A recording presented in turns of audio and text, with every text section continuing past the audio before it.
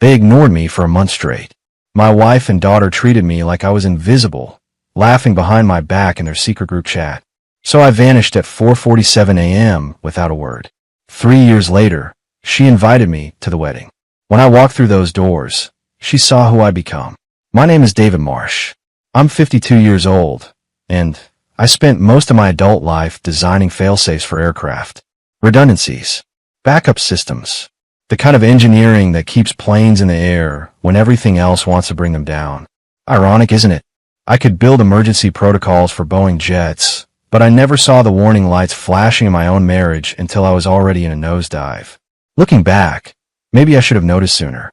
The way Patricia's eyes would glaze over when I talked about work. How Emma stopped asking me for advice somewhere around her junior year of college. But I told myself it was normal. People grow, relationships evolve, right?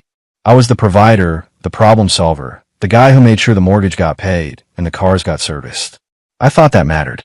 The real beginning of the end started in March, about 5 weeks before Emma's wedding.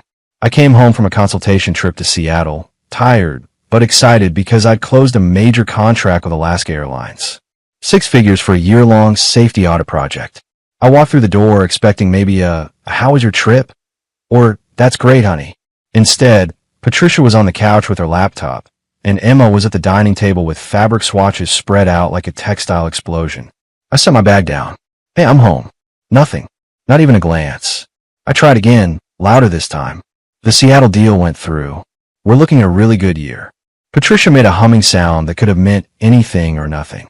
Emma held up 2 nearly identical pieces of cream-colored fabric to the light, squinting at them like they held the secrets of the universe. I walked over to the table. "Emma, those look nice. What are they for?" She finally looked at me, but it was the kind of look you give a stranger who's standing too close on the subway. "Table runners," she said flatly, then turned back to Patricia. "Mom, which one do you think works better with the gold chargers?" Patricia leaned forward, studying them with an intensity she'd never shown my engineering plans. "Definitely the one on the left. More texture." I stood there for another moment, feeling something cold settle in my chest. Then I picked up my bag and headed upstairs. Nobody noticed. That was day 1. By day 7, I'd figured out the pattern. They didn't argue with me. They didn't snap or criticize. They just erased me. Conversations happened around me, through me, but never with me. I'd ask about the florist, the caterer, the venue, all the things I'd been helping coordinate for months. I'd get one-word answers or none at all. Sometimes Patricia would repeat my question to Emma, as if I hadn't just asked it myself. At dinner on day 12, I tried to lighten the mood. Made a joke about how all weddings should come with an engineering flowchart to keep track of everything. Emma looked at Patricia and rolled her eyes. Patricia actually laughed. At me, not with me. I finished my meal in silence while they discussed dress alterations and bridesmaid drama, like I was a piece of furniture. Day 19, I stopped trying to engage. Started watching instead. Observing. That's when I noticed the little things. How they'd move items on the counter just out of my reach. How they'd schedule wedding meetings and forget to tell me. How every suggestion I made got dismissed. But if Patricia said the exact same thing 5 minutes later, suddenly it was brilliant. Day 28 was when everything changed. Not because they suddenly started treating me like a human being, but because I finally saw the truth in black and white. Emma had left her tablet charging on the kitchen counter. She was upstairs getting ready for another wedding vendor meeting, one I hadn't been told about. Patricia was in the shower. I was making coffee, and the screen lit up with a notification. I wasn't trying to snoop. The message just appeared right there. A group chat with Emma, Patricia, and 2 of Emma's bridesmaids. The preview showed my name. My hand hesitated over the tablet. I'd never been the kind of husband who checked his wife's phone or invaded privacy. But something in my gut, that same instinct that told me when an aircraft design had a fatal flaw, made me tap the screen. The chat was titled Wedding Planning Squad. I scrolled up, reading through weeks of messages. Most of it was normal stuff about flowers and seating charts. Then I found a section about me. One of the bridesmaids had written, "Is your dad coming to the dress fitting?" Emma's response, "Ugh, hope not. He's been hovering lately." Patricia had added, "Don't worry. He'll back off soon. He always does." Then another message from Emma, from 3 weeks ago. He asked about the rehearsal dinner again. So annoying. "Patricia, Just ignore him. He'll get the hint. The bridesmaid. That's kind of harsh, isn't it? Emma, you don't understand. He's just so boring. Like, everything has to be practical and planned out. He sucks the fun out of everything. Patricia had sent a laughing emoji, then typed, give it another week. He won't last a month. Then we can plan things the way we want. I stared at those words. He won't last a month. Like I was some annoying pest they were waiting to exterminate itself. Like my presence in my own daughter's wedding planning was something to endure and outlast. I scrolled further, found screenshots they'd shared. One was from a family group chat where I'd suggested we create a budget spreadsheet for wedding expenses. Emma had circled my message and sent it to this private chat with the caption, he's trying again. More laughing emojis. More jokes at my expense. Patricia had written, at least he's consistent. Consistently boring. The shower upstairs turned off. I heard Patricia's footsteps in the bedroom above. I put the tablet back exactly where I'd found it, screen dark, charging cable at the same angle. Then I walked out to the garage, got in my car, and sat there in the darkness with the door closed. Something inside me didn't just break. It evaporated. The version of me who thought I was building a family, providing for people I loved, being a good husband and father, that man just dissolved like morning fog. I sat there for 20 minutes, completely still, while a new version of myself assembled in the silence. This version was clear-headed, methodical. This version had already started planning. When I walked back into the house, Patricia was in the kitchen, hair wet, looking at her phone. She glanced up. Where'd you go? I smiled. Just needed some air. I'm fine. She went back to her phone, already forgetting I existed. That was okay. I was counting on it. I left at 4:47 a.m. on a Tuesday. Not because of sentimentality, but because that's when the neighborhood is quietest. Dogs still asleep. No early joggers. No witnesses. My bag was already in the trunk, packed 3 days earlier and hidden under a tarp in the garage. One suitcase. Everything else I needed was either digitized or replaceable. I'd learned long ago that aircraft emergencies require you to prioritize what's essential and abandon the rest. I stood in the kitchen one last time. Patricia's wine glass sat on the counter, lipstick stain still visible on the rim. She'd stopped rinsing them out years ago, back when she stopped caring about the small courtesies that held a marriage together. I'd thought about leaving a note. Something profound maybe, but they didn't deserve my words. They'd stopped listening to them months ago. Instead, I took my house keys off the ring, set them next to the wine glass. Then I pulled out the joint credit card, the one Patricia had been using for wedding deposits, and cut it in half with kitchen scissors. Left both pieces arranged neatly beside the keys. 3 items in a row. Keys, card pieces, wine glass, a still life titled Things I'm Done With. I'd spent the last 2 days methodically erasing myself from the house's digital infrastructure. Removed my profile from the security system. Changed all the passwords Patricia didn't know I'd created. Wiped my tablet and phone of anything personal. I'd even taken my name off the Wi-Fi router admin account. The wedding planning spreadsheet I'd built. I transferred it to Patricia's email with a simple message. You wanted to handle it yourselves. Now you can. Then I deleted my access. 2 months ago, I'd quietly stopped my direct deposit into our joint account. Started routing my consulting income through a new account Patricia didn't know existed. I'd sold my shares in the aviation consulting firm I'd helped build, the one nobody in my family ever asked about. The proceeds went into a trust structure my attorney set up through a colleague in Montana. Every financial thread that connected me to this house, to this life, I'd been cutting systematically. One strand at a time. I walked to my car, a 15-year-old Honda I'd kept running through sheer stubbornness. Patricia always said I should buy something newer, flashier, something that announced success. I'd refused. Turns out that stubborn old Honda was perfect for disappearing. The engine started with barely a whisper. I backed out slowly, headlights off until I reached the end of the street. As I drove away, I glanced in the rearview mirror once. The house looked peaceful in the pre-dawn darkness, like it was sleeping off a bad dream. It didn't know yet that when it woke up, I'd be gone. By the time Patricia found the keys and the destroyed credit card, I'd be 3 states away. By the time she tried to call, my number would be disconnected. By the time she realized I wasn't coming back, I'd already have become someone else entirely. I merged onto the highway heading north. No music, no radio, just the hum of tires on asphalt and the quiet satisfaction of a plan executed perfectly. They didn't panic. That's what surprised me most when I heard about it later, through a mutual acquaintance. Patricia didn't file a missing person report, didn't call my brother, didn't even seem particularly concerned.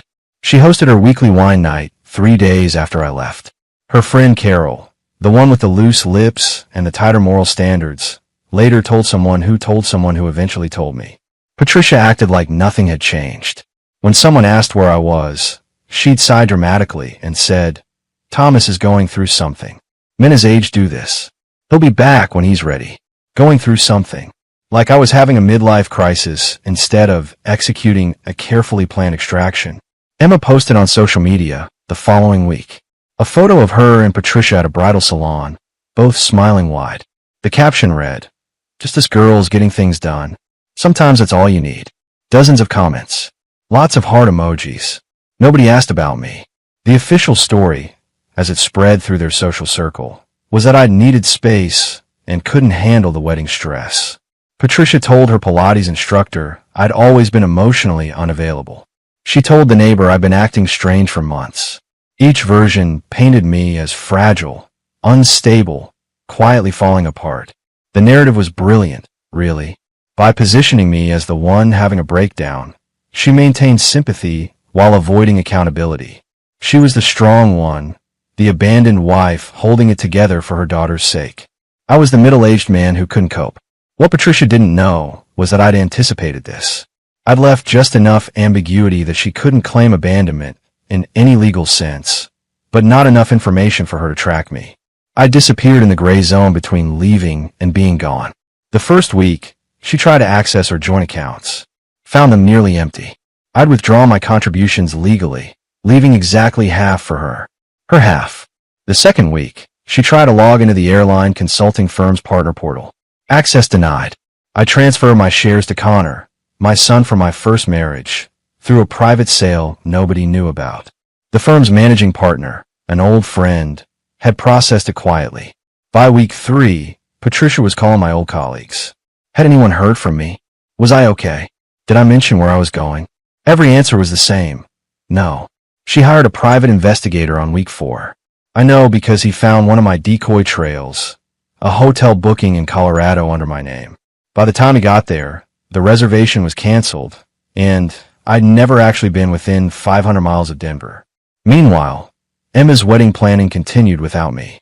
They'd switched to Patricia's credit for deposits. The florist never knew I existed. The caterer had my name removed from all correspondence. Even the wedding website bio section, where it had said, "Emma is the beloved daughter of David and Patricia Marsh," got edited. Now it just said, "Emma Marsh is getting married." I'd been erased. Redacted. Like I was classified information nobody had clearance to access anymore. But here's what they didn't understand. While Patricia was crafting her narrative and Emma was editing me out of her story, I was building something new. Something they couldn't touch, couldn't diminish, couldn't ignore away. I'd rented a cabin in northern Montana. Remote. Off-grid except for a satellite internet connection. The kind of place where you can think clearly without the noise of other people's expectations. And I wasn't alone. The call came from Patricia's attorney 6 weeks after I left. My lawyer, a sharp woman named Helen Rodriguez who specialized in asset protection, forwarded me the message with a 2-word comment. "They're scared." Patricia wanted access to my pension fund, the one from my years at Boeing. She'd tried logging in with old credentials and hit a wall. So she'd lawyered up, assuming she could force her way in. Helen called me from her office in Seattle. "David, I've got their formal request here. They're claiming marital asset rights to your pension." I was sitting on the cabin porch, watching eagles circle over the lake. And they don't have a case. You restructured everything into a living trust 5 years ago. It predates any wedding planning, any recent marital issues. It's bulletproof. What about Emma? I asked. That's what really mattered. She's listed as a beneficiary, but with conditions. She needs to complete a degree, maintain employment for 1 year, and establish independent residence for 18 months without financial support from Patricia. I smiled. So she gets everything as she grows up. Essentially, yes. Your attorney who set this up was brilliant. Patricia isn't even mentioned in the trust documents. There was a pause on the line. Then Helen continued, her voice careful. "David, there's something else. Patricia's lawyer mentioned she's considering filing to have you declared legally dead. It's premature by years, but they're testing the waters. My grip tightened on the phone. She wants me dead on paper. She wants access to your assets. And if you're declared deceased, your trust terms might accelerate. But here's the thing. They need proof you're not just absent. They need evidence of death or disappearance under suspicious circumstances. You've been paying bills, haven't you? Everything's automated through the trust. Then they can't prove you're dead. You're just gone. And there's a big legal difference. After the call ended, I sat there processing it. Patricia wasn't looking for me out of concern. She was looking for my money. The woman I'd spent 23 years with was trying to legally erase me so she could cash in. That night, Connor called for Vancouver.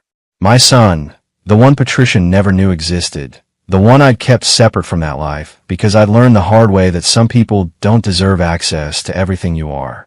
Dad, I saw the trust notification. She actually tried to access it. Connor's voice carried disbelief. She thinks it's hers. I said simply, what are you going to do?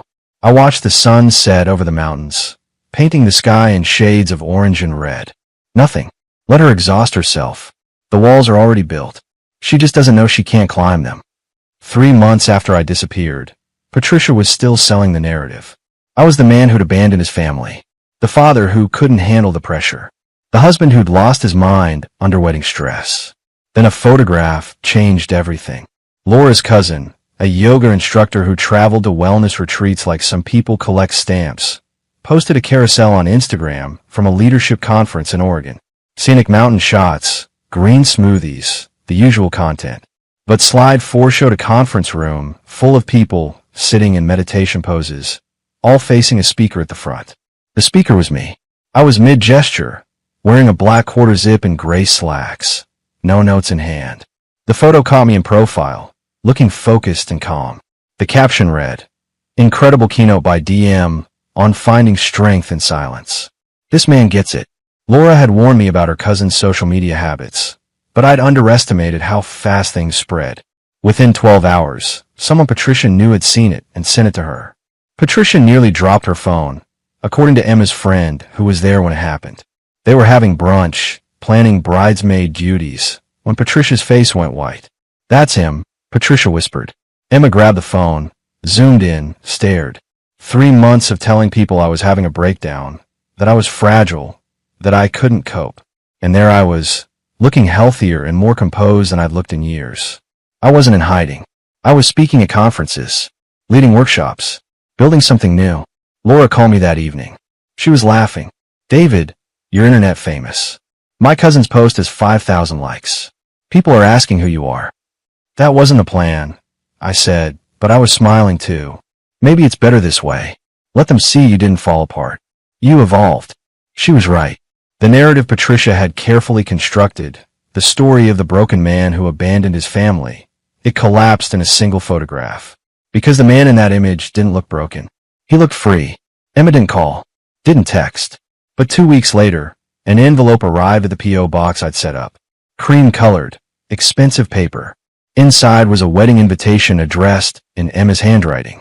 At the bottom, below the printed text, she'd added a line in pen. "If you're still out there, I want you to walk me down the aisle." I held that invitation for a long time, reading those words over and over. She didn't apologize, didn't explain, just asked. I pulled out my phone and sent a single text to the number I knew she still had. "If I come, no one can know beforehand."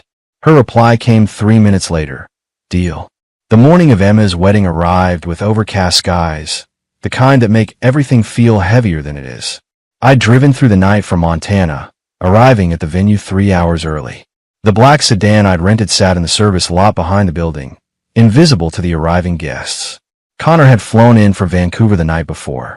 He was waiting in the car when I pulled up, dressed in a sharp charcoal suit that matched mine. My son looked every bit the successful architect he'd become. "You ready for this?" Connor asked as I climbed out. "I've been preparing for 3 years," I replied.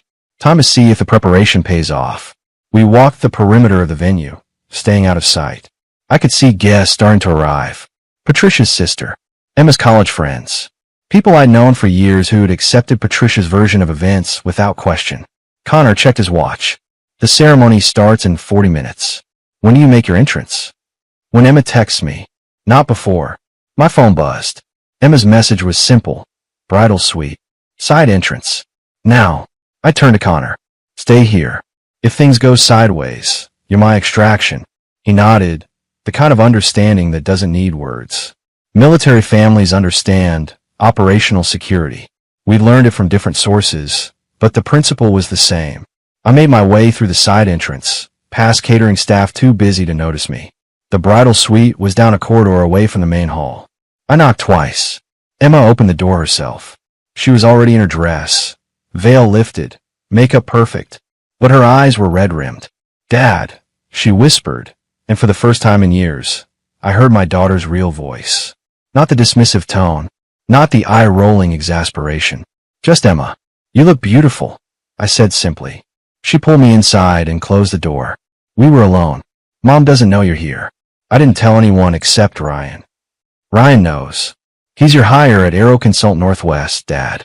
He figured it out 2 months ago when he saw your signature on his employment contract. He's been helping me plan this. I blinked. Ryan Hoffman, Emma's fiancé, worked for the consulting firm I'd built after leaving Boeing. The firm I'd sold my shares in to fund my disappearance. Except I hadn't sold all of them. I'd transferred a controlling interest to Connor, kept a silent stake, and continued consulting through an LLC. Ryan knew, and he'd kept quiet. Does he know about Connor? I asked. Your other son?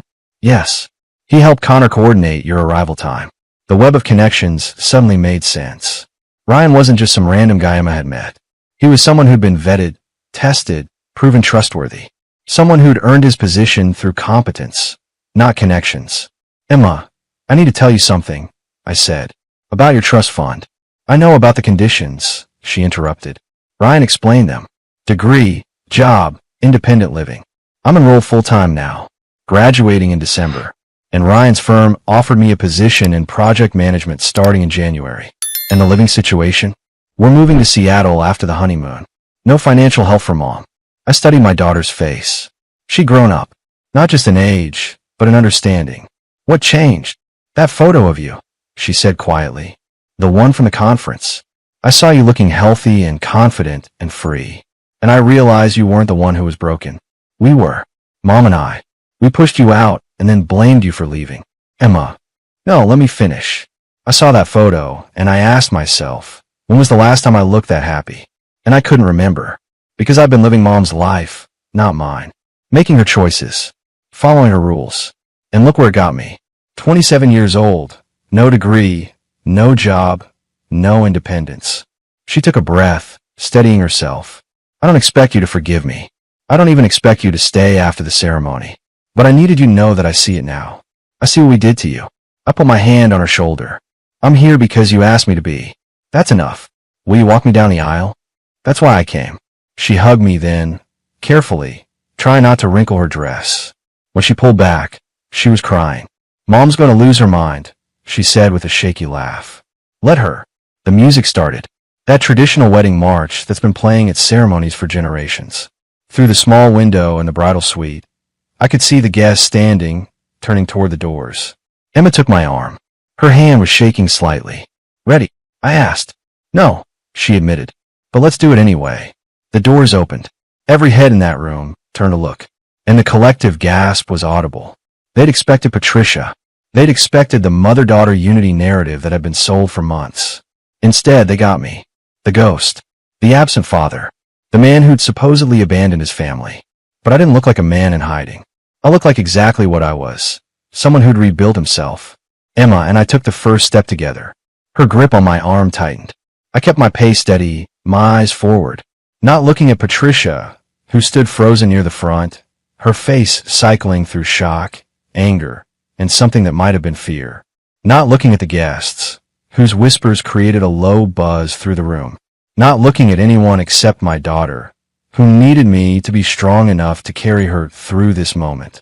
Ryan stood at the altar, and when I caught his eye, he gave me a subtle nod. Respect.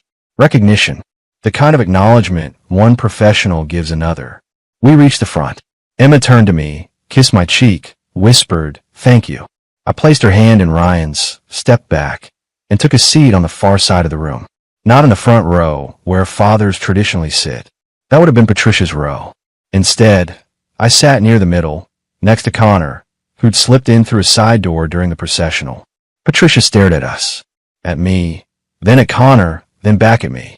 Her mouth opened slightly, trying to process what she was seeing. Because Connor looked like me. Same jaw, same build, same eyes. And he was sitting beside me like he belonged there. She didn't know about him. Had never known I'd been married before.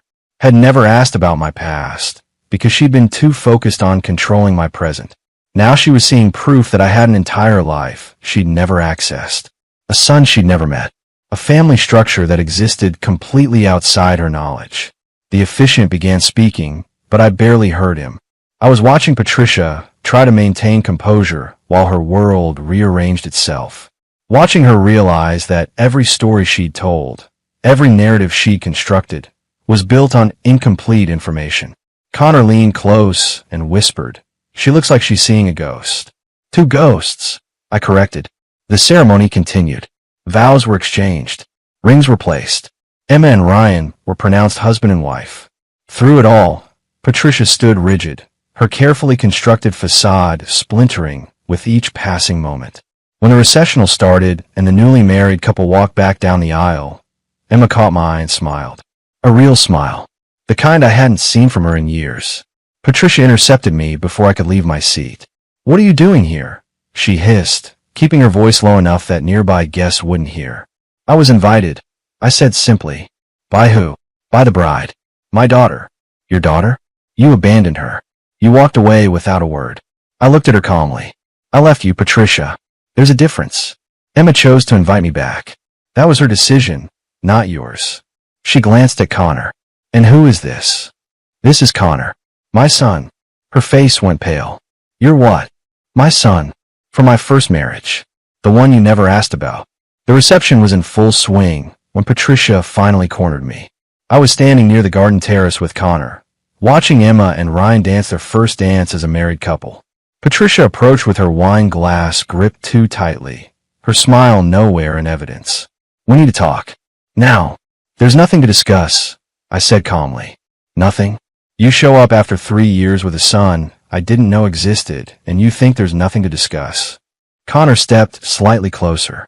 "Mrs. Marsh, maybe this isn't the time." "I'm not talking to you," she snapped at him. Then back to me. "How long were you planning this? How long have you been lying to me?" "I never lie, Patricia. You never asked. 23 years of marriage, and you never once asked about my past. You just assumed you knew everything worth knowing." Her face flushed. "So this is my fault." "This is nobody's fault. It just is. I had a life before you. Connor is part of that life. The fact that you didn't know about him says more about what you didn't ask than what I didn't tell. And the trust? The money you hid from me. I didn't hide anything. I protected assets I'd earned before we married. That's legal. That's smart. And frankly, given that you try to have me declared dead to access those assets, I'd say my instincts were correct." She recoiled like I'd slapped her. "I never." "Yes, you did. Your attorney filed preliminary paperwork. My lawyer has copies." Patricia's mother, Dorothy, appeared beside us. The elderly woman looked at her daughter with disappointment etched into every line of her face. "Patricia," Dorothy said quietly, "stop making a scene at your daughter's wedding." "Mom, stay out of this." "No, I've stayed out of it for too long." Dorothy turned to me. "David, I apologize for my daughter's behavior. I tried to tell her she was treating you poorly. She wouldn't listen." Patricia stared at her mother. "You're taking a side?" "I'm taking the side of decency.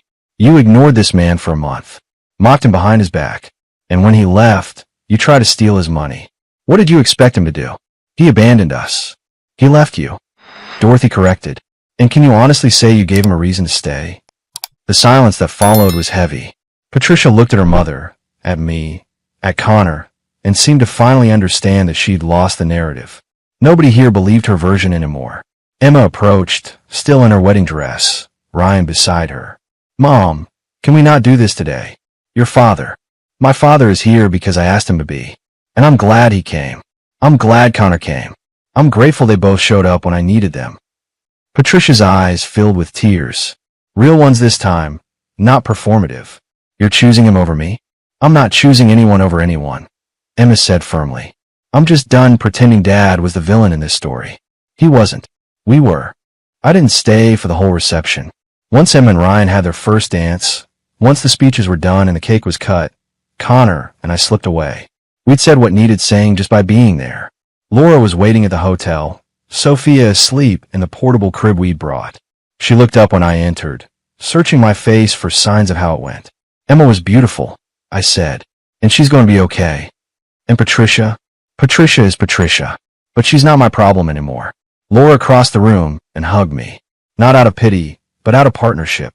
She'd helped me rebuild myself over the past 2 years, helped me remember what it felt like to be with someone who actually saw me. Connor ordered room service, and the three of us ate dinner while he told stories about his architecture projects in Vancouver, about his wife Sarah and their son, my grandson, who was starting kindergarten in the fall. You should come visit properly, Connor said. No more hiding. No more secret trips. Just normal grandpa visits. I'd like that. My phone buzzed with a text from Emma. Thank you for today. Can we have coffee next week? Just us. I showed it to Laura. She smiled. She's reaching out. Yeah, she is. 8 months later, Emma graduated with her business degree. I was in the audience, sitting between Connor and Laura. Patricia was there too, but on the other side of the auditorium. We didn't speak. We didn't need to. Emma started her job at Ryan's firm, the one I still had partial ownership in. She was good at project management, turned out. Had a mind for details and deadlines. Wonder where she got that from. She and Ryan moved to Seattle, rented an apartment, lived on their own income. By the time 18 months had passed, Emma had met every condition of the trust. I invited her to lunch at a restaurant overlooking the water. Connor flew down for Vancouver. When we showed Emma the trust documents, explaining everything she'd inherited by choosing to grow up, she cried.